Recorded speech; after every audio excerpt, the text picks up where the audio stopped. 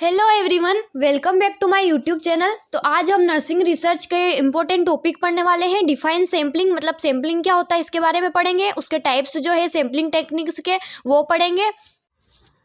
तो अब हम पढ़ते हैं सैम्पलिंग। सैम्पलिंग क्या होता है तो मैं आपको बिल्कुल सिंपल तरीके से समझाऊंगी कि मान लो जब हम रिसर्च करते हैं तो हमेशा एक प्रॉब्लम होती है, लेकिन जो पॉपुलेशन है वो तो बहुत बड़ी होती है। तो मान लो अगर किसी कॉलेज में 1000 नर्सिंग स्टूडेंट है तो हम सब 1000 नर्सिंग स्टूडेंट पर स्टडी कर सकते हैं क्या? नहीं कर सकते, क्योंकि टाइम ज़्यादा लगेगा, पैसा ज़्यादा लगेगा और मैनेज करना भी मुश्किल हो जाएगा। तो इसका सॉल्यूशन क्या होगा कि सैम्पलिंग। इस प्रॉब्लम का सॉल्यूशन है सैम्पलिंग। इसका मतलब है हम पूरी पॉपुलेशन को स्टडी नहीं करते, बल्कि हम कुछ सिलेक्टेड लोगों को चूज करते हैं जो पूरी पॉपुलेशन को रिप्रेजेंट करते हैं, है ना। अब इसकी डेफिनेशन को हम सिंपल वर्ड्स में समझेंगे तो sampling is the process of selecting a small group from a large population for research study. इस स्मॉल ग्रुप को हम सैंपल कहते हैं और पूरी ग्रुप को हम पॉपुलेशन कहते हैं, ठीक है। अब इसका एग्जांपल के तरीके से समझो। तो एग्जांपल से हम कैसे समझेंगे कि पॉपुलेशन है मान लो 1000 नर्सिंग स्टूडेंट, तो सैंपल में हम 100 नर्सिंग स्टूडेंट को लेंगे। तो 100 स्टूडेंट्स को चूज करना, उन पर स्टडी करना, इसे हम सैम्पलिंग कहते हैं। मतलब ये जरूरी क्यों है सैम्पलिंग? क्योंकि सैम्पलिंग जरूरी होती है क्योंकि रिसर्च ईजी हो जाती है, टाइम बचता है, कॉस्ट कम होता है, डाटा कलेक्ट करना सिंपल होता है। अगर सैंपल सही तरीके से सिलेक्ट किया गया हो तो उसका रिजल्ट पूरी पॉपुलेशन पर अप्लाई किया जा सकता है ना। तो इसकी कुछ स्टैंडर्ड डेफिनेशंस है, ये पोलिट हंगर के अकॉर्डिंग, बर्न्स एंड ग्रू के अकॉर्डिंग। अब next types of sampling techniques को समझेंगे हम। ये टॉपिक आपकी एग्जाम के पॉइंट ऑफ व्यू से भी इंपॉर्टेंट है और रिसर्च समझने के लिए भी बेस क्रिएट करता है। तो सैम्पलिंग टेक्निक्स मेनली 2 टाइप्स की होती है जो हम एक एक करके इजीली समझेंगे। तो इसका क्लासिफिकेशन क्या होगा कि सैम्पलिंग टेक्निक्स को ब्रॉडली 2 कैटेगरीज में डिवाइड किया जाता है। फर्स्ट है प्रोबेबिलिटी सैम्पलिंग और सेकेंड है नॉन प्रोबेबिलिटी सैम्पलिंग, है ना। सबसे पहले हम प्रोबेबिलिटी सैम्पलिंग से स्टार्ट करते हैं। तो फर्स्ट प्रोबेबिलिटी सैम्पलिंग का मतलब होता है पॉपुलेशन के हर मेंबर को इक्वल और नॉन चांस मिलता है सिलेक्ट होने का। यहाँ सिलेक्शन रैंडम होता है, इसलिए बायस कम होता है और रिजल्ट ज़्यादा रिलायबल होता है। इस टाइप के सैम्पलिंग मोस्टली क्वांटिटेटिव रिसर्च में यूज़ होते हैं। अब इसके भी कुछ टाइप्स हैं, टाइप्स ऑफ प्रोबेबिलिटी सैम्पलिंग।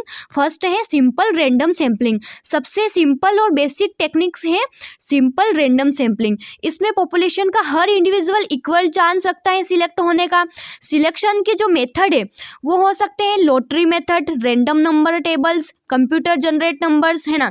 तो एग्जाम्पल के साथ समझो, अगर 500 नर्सिंग स्टूडेंट है और हमें 50 स्टूडेंट्स चाहिए तो हम लॉटरी मेथड से रैंडमली 50 स्टूडेंट्स को सिलेक्ट कर सकते हैं।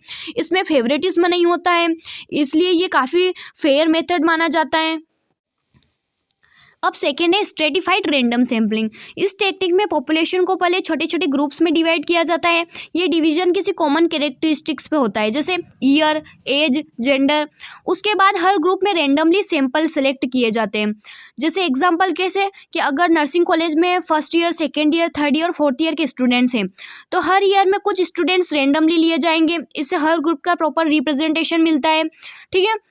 थर्ड क्या है सिस्टमेटिक सैम्पलिंग। सिस्टमेटिक सैम्पलिंग में पहले एक सैंपल रेंडमली सिलेक्ट होता है और उसके बाद हर फिक्स्ड इंटरवल के बाद सैंपल लिया जाता है।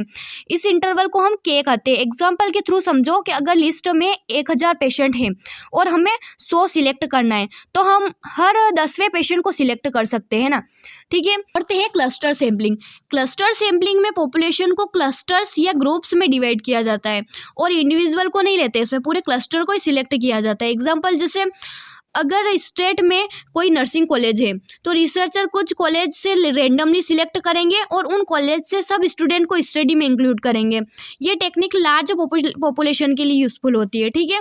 अब फिफ्थ पॉइंट है multi stage sampling. Multi stage sampling में सैम्पलिंग एक से ज़्यादा स्टेज में होती है। एग्जांपल जैसे स्टेट सिलेक्ट किया जाता है, डिस्ट्रिक्ट को सिलेक्ट करते हैं, कॉलेज को सिलेक्ट करते हैं, स्टूडेंट को सिलेक्ट किया जाता है, ठीक है। ये नेशनल लेवल स्टडीज़ में कॉमन है, ठीक है। सेकेंड आता है नॉन प्रोबेबिलिटी सैम्पलिंग। अब इसको हम समझते हैं। इसमें पॉपुलेशन के हर मेंबर को इक्वली चांस नहीं मिलता है सिलेक्ट होने का। इसमें क्या होता है कि सिलेक्शन रिसर्चर के डिसीजन पर डिपेंड करता है, इसलिए बायस हो सकता है। ये टेक्निक ज़्यादातर क्वालिटेटिव रिसर्च में यूज़ होती है। इसके कुछ टाइप्स हैं फर्स्ट है उसमें कन्वीनियंस सैम्पलिंग, सबसे इजी मेथड है कन्वीनियंस सैम्पलिंग। इसमें वही सब्जेक्ट सिलेक्ट होता है जो रिसर्चर को इजीली अवेलेबल होता है। एग्जांपल जैसे वार्ड में जो पेशेंट है प्रेजेंट है उस टाइम पे उन्हीं पर स्टडी कर लेते हैं वो। सेकेंड है पर्पसिव सैम्पलिंग, पर ये एग्जाम में कई बार सेपरेटली इससे क्वेश्चन आया हुआ है पर्पसिव सैम्पलिंग से, तो इसको मैं थोड़ा डिटेल में समझाऊंगी। तो पर्पसिव सैम्पलिंग को जजमेंटल सैम्पलिंग भी कहते हैं। इस मेथड में रिसर्चर अपनी सोच, नॉलेज और स्टडी के पर्पस के बेस पर पार्टिसिपेंट को सिलेक्ट करता है। इसमें रैंडम सिलेक्शन नहीं होता है। यहाँ पे क्या होता है, रिसर्च वही लोग चूज करता है जो स्टडी के लिए सबसे ज़्यादा स्यूटेबल होते हैं। सिंपल मीनिंग में अगर कहूँ तो पर्पसिव सैम्पलिंग का मतलब होता है जो लोग स्टडी के लिए यूजफुल होते हैं उन्हीं को जानबूझकर सिलेक्ट करना होता है यहाँ पे। अब इसके कुछ की फीचर्स हैं, इंपॉर्टेंट फीचर्स हैं। सिलेक्शन डेलिबरेटली किया जाता है ना, हर पर्सन को इक्वल चांस नहीं मिलता है यहाँ पे। रिसर्चर के जजमेंटल इंपॉर्टेंट होते हैं यहाँ पे, है ना। ज़्यादातर क्वालिटेटिव रिसर्च में यूज़ होता है ये, और स्पेसिफिक ग्रुप पर फोकस होता है, ठीक है। अब why purposive sampling is used. अब क्वेश्चन आता है कि रिसर्चर इस मेथड को यूज़ क्यों करते हैं। जब रिसर्चर को क्या करना होता है, किसी स्पेसिफिक ग्रुप पर स्टडी करनी हो, डिटेल्ड इन्फॉर्मेशन चाहिए हो, रेयर या स्पेशल प्रॉब्लम स्टडी करनी हो, रैंडम सैम्पलिंग पॉसिबल ना हो, तब पर्पसिव सैम्पलिंग बेस्ट होती है, ठीक है। अब इसको एग्जांपल के साथ समझो कि अगर आईसीयू नर्सेस में स्ट्रेस स्टडी करना हो तो सिर्फ आईसीयू नर्सेस को ही हम सिलेक्ट करेंगे, है ना। डायबिटीज़ पे स्टडी करनी हो तो सिर्फ डायबिटिक पेशेंट को सिलेक्ट करेंगे। माल नरिश पे स्टडी करनी हो तो माल नरिश्ड चिल्ड्रन की मदर पे हम स्टडी करेंगे, है ना। एग्जाम एंजाइटी के लिए अगर फेल्ड नर्सिंग स्टूडेंट को चूज़ करेंगे हम, है ना यहाँ पे। तो यार रिसर्चर जानबूझकर वही लोग चूज़ करते हैं जो टॉपिक से रिलेटेड है ना। अब इसके कुछ एडवांटेजेस भी है, टाइम और मनी दोनों बचाता है ये, रिलेवेंट और डीप इन्फॉर्मेशन मिलती है यहाँ पे, एक्सप्लोरेटरी स्टडी के लिए यूजफुल होता है, स्पेसिफिक प्रॉब्लम को अच्छे से समझ सकते हैं हम यहाँ पे। अब इसकी कुछ लिमिटेशंस भी है कि रिसर्चर बायस हो सकता है, रिजल्ट को पूरी हम पॉपुलेशन पे अप्लाई नहीं कर सकते, जो पूरी पॉपुलेशन है उस पर हम रिजल्ट को अप्लाई नहीं कर सकते यहाँ पे। सिलेक्शन रिसर्च पर डिपेंड करता है। अब थर्ड क्या है कि क्वाटो सैम्पलिंग। क्वाटो सैम्पलिंग में रिसर्चर पहले ही डिसाइड कर लेता है कि कितने सब्जेक्ट किस कैटेगरी से लेने हैं। एग्जांपल जैसे 30 फीमेल नर्सेस लेंगे और 20 मेल नर्सेस, है ना। अब फोर्थ है स्नोबॉल सैम्पलिंग। स्नोबॉल सैम्पलिंग में एक पार्टिसिपेंट दूसरे पार्टिसिपेंट को रिफर करता है। एग्जाम्पल जैसे ड्रग एडिक्शन जैसे सेंसिटिव टॉपिक में ये मेथड यूज होते हैं। फिफ्थ है कंसेक्यूटिव सैम्पलिंग। इसमें जो भी सब्जेक्ट इंक्लूजन क्राइटेरिया मीट करता है उसे कंटिन्यूसली इंक्लूड किया जाता है जब तक रिक्वायर्ड सैंपल साइज से कंप्लीट ना हो जाए, है ना।